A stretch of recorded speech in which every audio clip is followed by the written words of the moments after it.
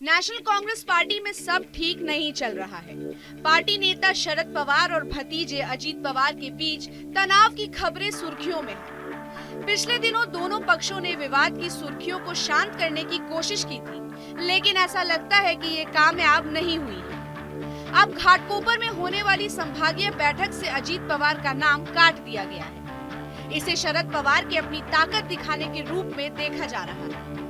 मुंबई के घाटकोपर में होने वाली इस बैठक में एनसीपी के मुखिया शरद पवार भी होंगे। एनसीपी के राज्य अध्यक्ष जयंत पाटिल, सांसद और वरिष्ठ नेता प्रफुल्ल पटेल होंगे। जमानत पर चल रहे अनिल देशमुख भी होंगे, लेकिन अजित पवार नहीं। इस कैंप में अजित पवार का नाम नहीं होना कई तरह की चर्चाओं को जन्म दे रहा है। इसके बाद एक बड़ा सवाल जो उठा है वो ये है कि क्या चाचा शरद पवार को अब अपने भतीजे पर भरोसा नहीं है?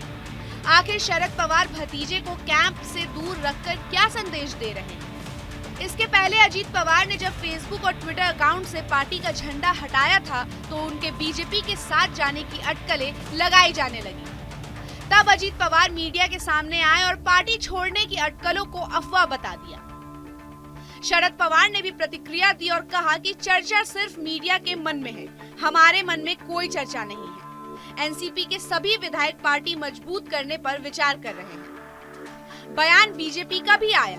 बीजेपी नेता और केंद्रीय मंत्री अनुराग ठाकुर ने कहा कि राजनीतिक गलियारों में चर्चाएं चलती रहती है, कुछ खबरों का आनंद उठाना चाहिए। अजीत पवार के विरोधियों का दावा है कि वो एक बार फिर पार्टी को तोड़ने की कोशिश कर रहे हैं, लेकिन इस बार भी शरद पवार को पहले पता चल गया। चाचा के इशारे पर ही अजीत पवार को कैंप से बाहर का रास्ता दिखाया गया। इससे एक बात तो साफ है कि महाराष्ट्र में उठा राजनीतिक तूफान अभी शांत नहीं हुआ है।